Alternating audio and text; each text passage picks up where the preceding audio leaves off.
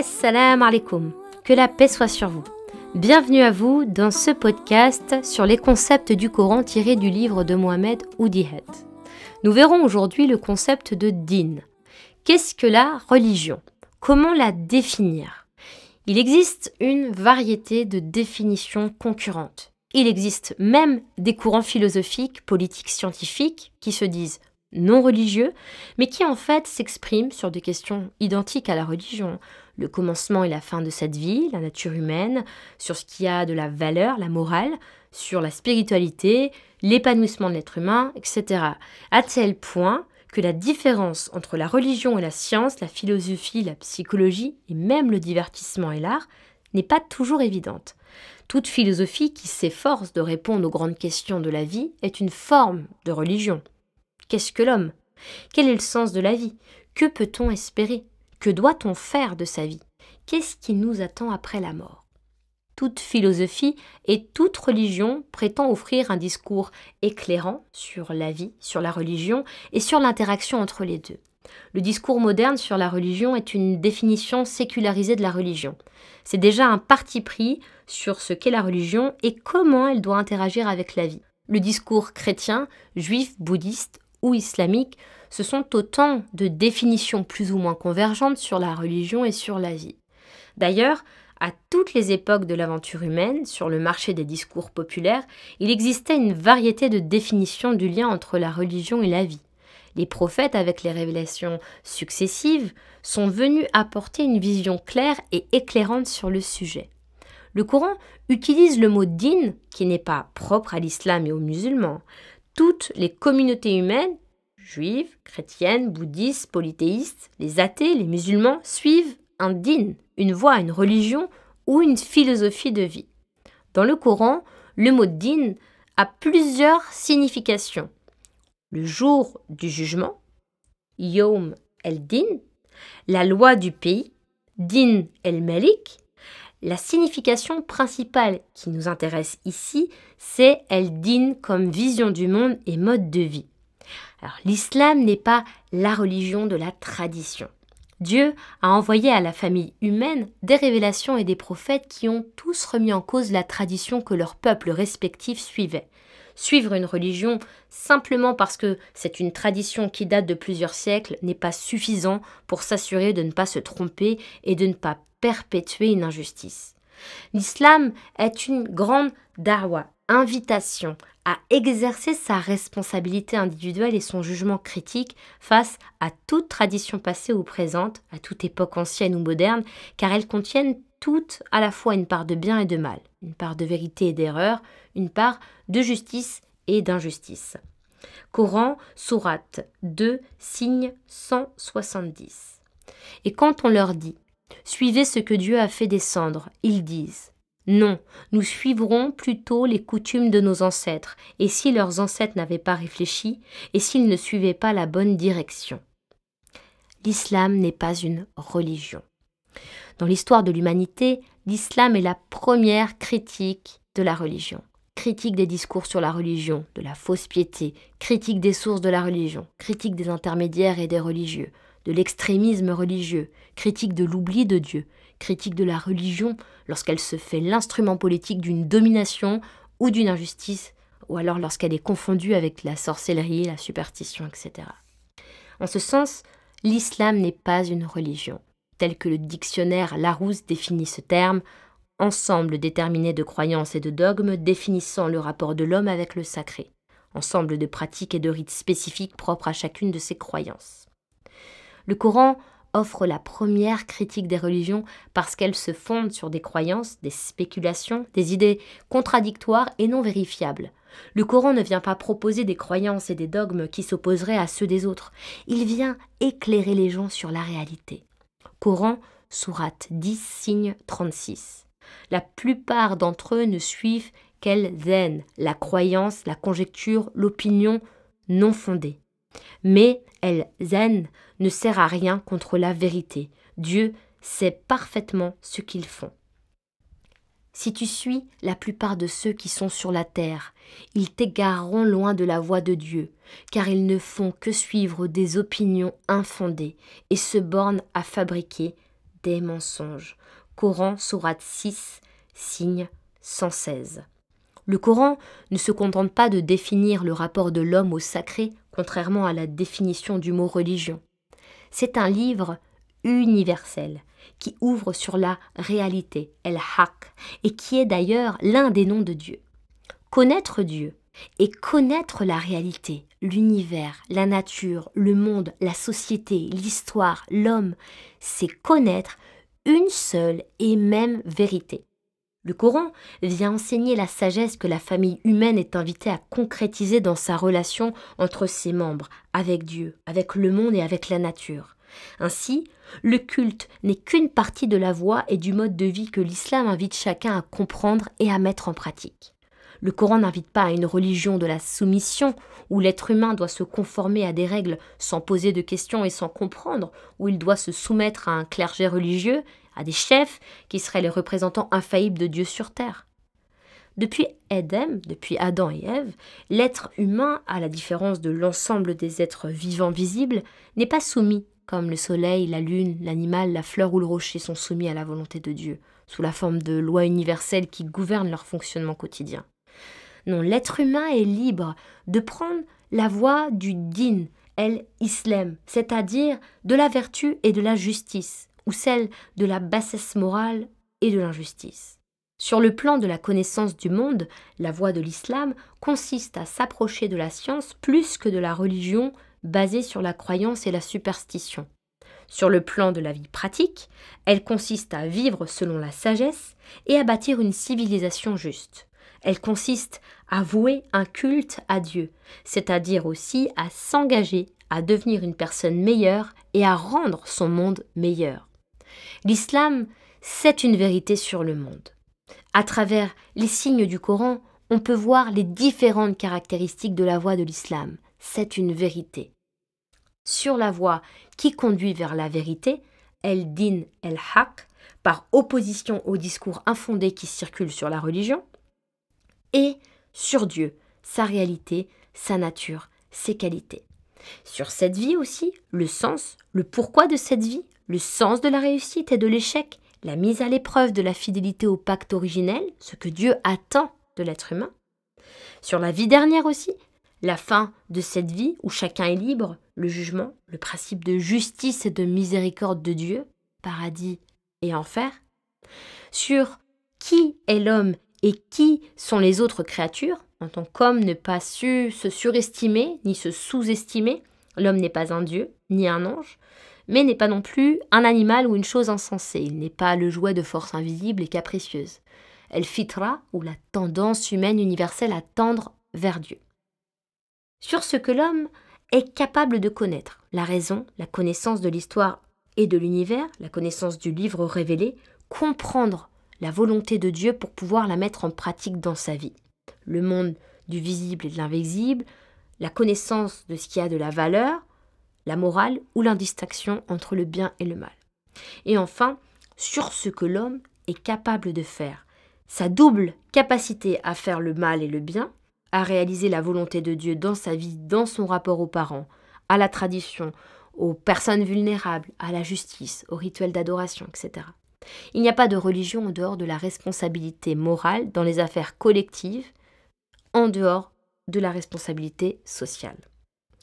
L'islam, c'est donc une tendance naturelle à cultiver. De nos jours, on entend souvent dire « Dieu est dans mon cœur, je n'ai pas besoin de l'exprimer, de le manifester ou d'agir pour montrer mon amour pour lui. » Extérioriser son amour pour Dieu est devenu comme une forme d'ostentation, voire d'intolérance. La religion pure et sincère doit rester dans le cœur et ne pas se voir à l'extérieur. Mais avoir une telle image de la religion, c'est mal connaître la nature des idées et des valeurs qui peuvent animer le cœur de l'être humain. L'islam nous révèle que chaque homme, chaque femme entre dans la vie en étant animé d'une tendance vers Dieu. Donc tout être vivant a été créé selon el-fitra, selon une voie naturelle, selon une conscience de Dieu l'unique et selon une conscience morale universelle.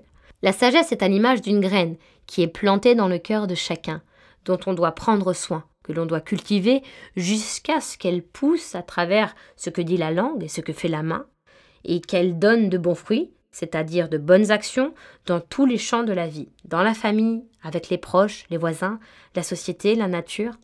Une graine belle et précieuse, si elle est plantée dans le cœur, mais qu'elle ne donne aucun fruit aux autres, elle ne sert à rien. En ce sens, l'islam n'est pas une religion ou une graine dont la destination finale est le cœur.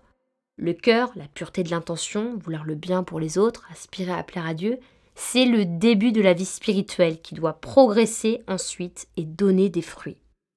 Un sourire qui apaise, un coup de main qui soulage, une bonne parole qui conseille, le courage de dire non face à une situation injuste. L'islam ne divise pas la vie et le monde en deux, un monde sacré et un autre profane. Il ne divise pas l'homme en deux, l'homme qui pense et qui agit rationnellement d'un côté, l'homme public, et de l'autre, l'homme qui a un cœur, des valeurs, des intentions bonnes, l'homme privé. L'invitation à faire de la volonté de Dieu sa volonté personnelle concerne la vie quotidienne, dans toutes ses dimensions. La vie, c'est l'affaire même de la religion, au sens où l'islam l'entend. L'islam n'est pas une remorque destinée à suivre la voiture de la vie qui l'attire dans tous les sens, bien plutôt. L'islam est une direction, une boussole spirituelle, morale et pratique pour la vie individuelle et collective. L'islam n'est pas une religion qui se vit uniquement dans son cœur individuellement à travers ses émotions. Et ce n'est pas non plus une religion qui se pratique uniquement dans une mosquée qui n'a plus rien à faire dans la vie. L'islam n'est pas une religion, pas au sens restrictif où, aujourd'hui, on l'entend.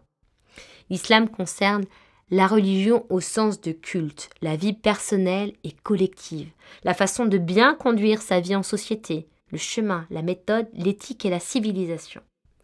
Ainsi, ce qu'il y a dans le cœur, à savoir les bonnes intentions, le désir de plaire à Dieu, doit donner des fruits à l'extérieur, dans le champ de la vie quotidienne individuelle et collective. Être fidèle à Dieu, c'est faire l'effort d'être cohérent, c'est mettre en cohérence son cœur, ce dont on est convaincu, les valeurs et idées qui nous animent, sa langue, ce qu'on dit, et sa main, ce que l'on fait. C'est accepter de suivre la voie universelle de l'islam que le monde animal, végétal, visible et invisible suit déjà parfaitement. Et c'est accepter de suivre cette voie en toute liberté, dans sa vie secrète et dans sa vie publique. L'islam, c'est en somme l'adhésion à la volonté de Dieu dans sa façon de vivre, de penser, d'agir. Le contenu de la volonté de Dieu est exposé dans sa révélation. La révélation est le livre de la sagesse par excellence. Elle vient augmenter la lumière de chaque personne, sa fitra, sa raison et ses sens, en lui ajoutant lumière sur lumière. Nour ala nour. L'islam, c'est là aussi la voie de tous les prophètes. L'islam n'est pas la religion des Arabes. Pendant des siècles, les Arabes vivaient sans connaître l'islam et ils étaient juifs, chrétiens ou polythéistes. Abraham et Moïse n'avaient pas pour religion le judaïsme. Ce terme a été fabriqué bien après leur mort. De la même manière, Jésus n'était pas chrétien. Sa religion n'était pas le christianisme. Les termes chrétien et christianisme ont été fabriqués bien après leur mort. Ni l'un ni l'autre n'invitait à suivre le judaïsme ou le christianisme, mais simplement à suivre la volonté de Dieu, c'est-à-dire la sagesse universelle. Si Dieu existe, s'il est créateur de tous, alors son message ne peut être que cohérent et sa voix ne peut être qu'une. Les prophètes n'ont pu transmettre qu'une seule et même vision de la voix de Dieu, du bien et du mal, de l'homme et du sens de la vie. Cela n'aurait aucun sens si Abraham et Moïse avaient enseigné que Dieu est unique et que Jésus avait enseigné que Dieu est le Père, le Fils et le Saint-Esprit. Cela n'aurait aucun sens si Dieu choisissait un peuple élu de façon arbitraire en le dispensant des mêmes devoirs que les autres.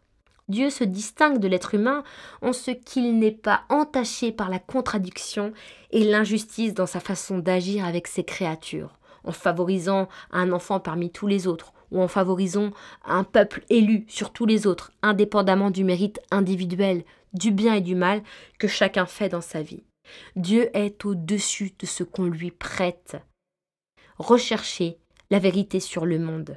C'est rechercher une vérité et une sagesse cohérente d'un prophète et d'une révélation à l'autre. C'est rechercher une vérité et une sagesse valable pour tous et non pas uniquement pour un peuple élu arbitrairement, indépendamment de sa moralité. C'est rechercher une vérité et une sagesse qui ont quelque chose d'essentiel à nous apporter, tout le temps, au-delà des contextes changeants. C'est aussi rechercher avec rigueur, méthode, courage et sincérité jusqu'à reconnaître que Dieu existe, que Dieu est unique, créateur de tout. C'est alors accepter de répondre à la grande invitation qu'il nous exprime, en jouissant de tout ce qui est bon, en résistant au mal en soi et autour de soi, en faisant l'effort de réaliser sa volonté dans toutes les situations de la vie quotidienne. L'islam, c'est un mode de vie qui consiste à faire entrer la sagesse dans les choses de la vie. Si adorer signifie faire des actes religieux tels que la prière, le jeûne ou le pèlerinage, l'islam n'est pas que cela. L'islam est une invitation universelle à adhérer à la voie de la sagesse et de la justice dans toutes les situations de la vie quotidienne, individuelle et collective. En réalisant la volonté de Dieu sur terre, c'est-à-dire en réalisant le bien, alors on est dans l'adoration et le service de Dieu. Adorer et servir Dieu ne se limite pas à un domaine particulier, au religieux, au sens où on l'entend aujourd'hui. Adorer et servir Dieu, c'est faire entrer la sagesse et la justice dans tous les domaines de connaissance et d'activité dans la vie intérieure et extérieure, privée, publique, personnelle, institutionnelle, dans le culte, dans l'art, dans le commerce, l'économie, la culture, dans l'éducation, etc. En d'autres termes, adhérer à l'islam, ce n'est pas simplement pratiquer la religion en plus du reste. C'est s'engager à voir, à approcher même le reste selon la vision de l'islam. En effet, l'islam, ce n'est pas un domaine à part. C'est une façon de voir et de faire qui donne à toutes les choses de la vie une signification, une direction et une forme juste et universelle. Et c'est pourquoi l'islam englobe le spirituel et le matériel, le profane, le sacré, le religieux et le laïque. L'esprit musulman libéré n'est donc ni sécularisé, ni obligé d'abandonner l'esprit pour obtenir un avantage dans le monde de la matière. L'esprit lui-même le pousse à obtenir cet avantage. La religion elle-même lui commande d'être critique, raisonnable et empirique, dans le sens le plus élevé de ces termes. Ainsi, c'est dans cette vie que chacun est invité à répondre à la grande invitation de Dieu, jouir des belles choses de la vie, faire le bien et résister au mal, ceci par amour de Dieu, en participant à un monde meilleur. L'islam est la même sagesse et le même message compris et enseigné par tous les prophètes. Par exemple, lorsque Moïse, paix sur lui, va interpeller Pharaon et lui exposer la religion de Dieu, ce dernier réagit très mal. Il se sent menacé dans son autorité, il sent que ce n'est pas juste une spiritualité que les enfants d'Israël allaient cultiver en privé. C'est un mode de vie, une culture et un nouvel ordre politique qui risque de s'imposer si jamais Moïse gagnait en légitimité sociale. Pharaon a dit « Laissez-moi tuer Moïse et qu'il implore son Seigneur pour le sauver. Je crains qu'il ne change votre digne religion ou qu'il ne répande la subversion dans le pays. » Coran, sourate 40, signe 26. À la lumière de tous les détails contenus dans le Coran de ce qui s'est passé entre le Pharaon et le prophète Moïse, paix sur lui, il est clair que le mot « din » tel qu'il est utilisé ici ne signifie pas seulement religion, mais couvre également l'ensemble de la structure politico-sociale et culturelle. La thèse du pharaon était que si le prophète Moïse, paix sur lui, réussissait dans sa mission, il se produirait un changement révolutionnaire dans lequel le mode de vie dominant avec le pharaon comme autorité ultime, ainsi que toutes les lois, les règles, les coutumes, serait déraciné, et un mode de vie entièrement nouveau prendrait sa place sur des bases entièrement nouvelles, ou bien aucun mode de vie ne s'établirait et la terre serait la proie à l'anarchie. L'islam, c'est une vision et une sagesse en action. Adhérer à l'islam, c'est adhérer à une vérité sur le monde et faire l'effort d'agir en conséquence. Coran, sourate 19, signe 96. À ceux qui adhèrent à la voie de Dieu et qui agissent selon le bien, le tout miséricordieux accordera son amour. Quant à ceux qui adhèrent à la voie de Dieu et qui agissent selon le bien, ce sont les meilleurs de toute la création. Ceux qui ont adhéré à la voie de Dieu et qui ont agi selon le bien, leur Seigneur les fera entrer dans sa miséricorde. Voilà le succès évident. Coran sourate 98, signe 7 et Coran sourate 45, signe 30. Adhérer à la voie du Tawhid, c'est reconnaître qu'Allah est Akbar, le plus grand. C'est accepter de faire l'effort de se référer à sa sagesse pour bien orienter sa vie personnelle et sociale. Il y a un seul Dieu pour tous. Le vrai, le bien et le juste est le même pour tous. Les hommes, dans toute leur diversité, sont égaux devant Dieu et donc devant le devoir de comprendre et de réaliser sa volonté, c'est-à-dire le vrai, le bien et le juste dans leur vie quotidienne, personnelle et collective. L'islam, c'est le sens de la justice. Le contraire de la religion, au sens où le Coran l'entend, c'est l'injustice, el-zulm, sous toutes ses formes, l'injustice que l'homme commet contre Dieu, contre les autres, contre la nature ou contre lui-même. Vivre comme si Dieu n'existait pas alors que nous avons l'univers à notre disposition, c'est manquer de reconnaissance vis-à-vis de sa bonté. C'est une forme d'injustice contre Dieu. Vivre en ne se préoccupant pas de son voisin, c'est une forme d'injustice contre les hommes. Laisser le mal faire sa loi autour de soi est une forme d'injustice. Se laisser convaincre par la superstition, par la rumeur, par les croyances à la mode et ne pas faire l'effort de se rapprocher de ce qui est vrai, c'est une forme d'injustice. Faire la guerre en détruisant la terre et les écosystèmes naturels, c'est une forme d'injustice contre la nature. Vivre en étouffant la voix intérieure qui nous appelle au bien et n'écouter que celle qui nous pousse au mal, c'est une forme d'injustice contre soi-même. Mais comme tout est lié, en définitive, toute injustice, tout mal que l'on commet contre Dieu ou contre les autres, c'est finalement contre soi-même. Il y a comme un effet boomerang que l'on voit avec la plus grande lucidité à l'heure de la crise écologique mondiale. L'islam, c'est une voie pour civiliser l'homme. Qu'est-ce que, d'ailleurs, rejeter la religion ? Qu'est-ce que rejeter la religion ? Est-ce que c'est simplement ne pas croire en Dieu, ne pas faire la prière ? Voici la réponse qu'offre le Coran.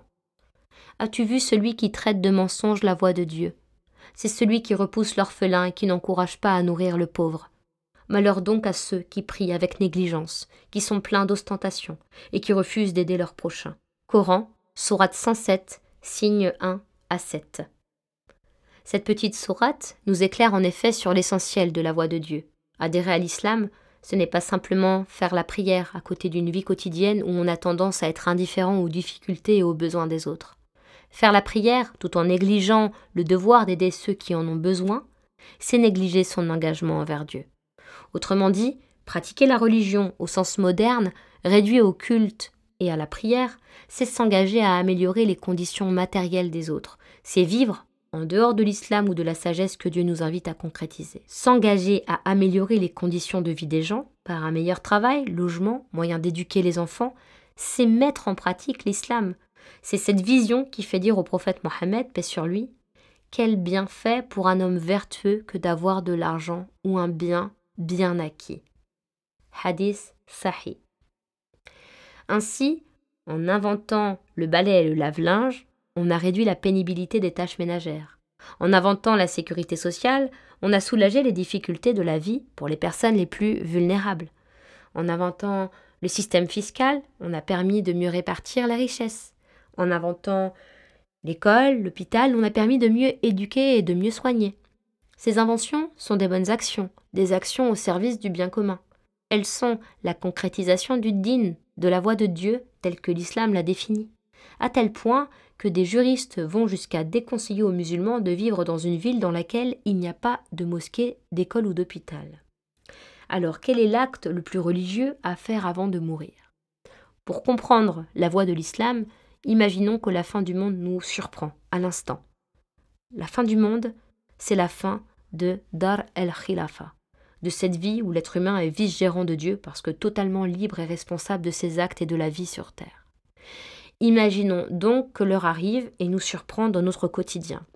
Quel serait l'acte le plus religieux ou la plus belle action à faire avant de rendre la vie ?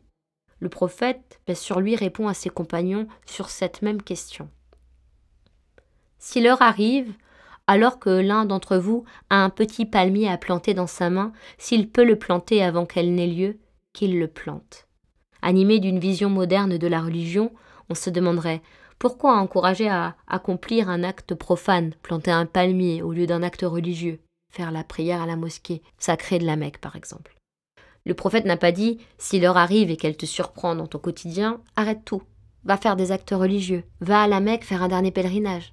Il n'a pas dit « toi qui es en train de travailler la terre, toi qui travailles pour les basses choses de cette vie, abandonne ta vie profane et va faire un dernier acte religieux ». Et pourquoi planter un arbre qui ne donnera des fruits qu'après des années, alors que personne ne pourra en profiter puisque c'est la fin du monde? En fait, à travers cet exemple, le prophète rappelle le sens de la vie et de la ibada. Adorer et servir Dieu, c'est bâtir un monde meilleur jusqu'au dernier souffle. Si l'heure arrive, on doit finir avec le dernier acte aussi bon que possible. Car l'islam consiste à se mettre au service du vrai, du bien et du juste en toutes circonstances, jusqu'à la fin de la vie sur terre. L'islam, c'est el-Umran. Le cœur de l'islam, c'est le tawhid, l'idée de l'unicité de Dieu et ses implications dans la façon de vivre, de penser et d'agir. Ce courant monothéiste, à travers toute l'histoire humaine, autrement dit, l'islam est une conviction, une façon de voir le monde, mais aussi une éthique, une façon d'agir, une esthétique, une façon de cultiver le beau. D'ailleurs, dans son œuvre majeure, El-Tawhid, Its Implication for Thought and Life, El-Farouki montre merveilleusement bien ce que l'islam veut dire dans la façon de vivre et de penser. L'islam, c'est une expérience spirituelle et intellectuelle. Voir que tout est lié dans ce monde, que tout a une fin, que tout est relié dans un tout harmonisé, que cette harmonie globale est le signe et la preuve claire d'un créateur unique dont la connaissance, la sagesse, la miséricorde et le pouvoir sont infinis. C'est un engagement individuel. Je témoigne qu'il n'existe aucune divinité autre que Dieu l'unique. C'est un engagement individuel et collectif à réaliser le bien dans tous les champs de la vie quotidienne. Et cet engagement ne peut pas se faire seul dans son coin, en s'isolant des autres personnes, communautés et nations. Il existe différentes façons de coopérer et de s'entraider dans le bien et la vertu. Cette vision n'a rien d'une abstraction ou d'une utopie. C'est une façon de voir et de faire qui s'applique à tous les domaines. Elle a été pensée et vécue concrètement durant des siècles de civilisation musulmane. Dans son encyclopédie, The Cultural Atlas of Islam, El-Farouki donne à voir justement la diversité des expériences musulmanes qui traduisent les idées et valeurs de l'islam. Cette vision prend sa source dans 3 références supérieures à toutes les autres. Le livre de l'univers, la création, le livre révélé, le Coran, et la Sunna authentique, l'enseignement du dernier prophète. Cette vision montre à l'humanité la voie vers la Pax Islamica, la paix islamique, vers la civilisation humaine, juste, multireligieuse et multiculturelle, comme cela a toujours été le cas depuis le temps du prophète. Le monde d'aujourd'hui a besoin de renouveler sa vision de la religion pour mieux faire face aux défis contemporains de la crise planétaire et des conflits ethnico-religieux. L'islam est une voie basée sur les principes du monothéisme. L'islam est une voie basée sur les principes du monothéisme, de l'universalisme, de la tolérance et de l'affirmation de la vie qui permet d'entrer dans une paix mondiale. Mohamed Naqib el-Attas rappelle que El-Din, la voie, est de même racine qu'El-Medina, la ville. Medinat el-Nabi, c'est la ville du prophète. Avant de refonder cette ville autour de l'islam, au moment de la Hijra, émigration, cette ville s'appelait Yathrib.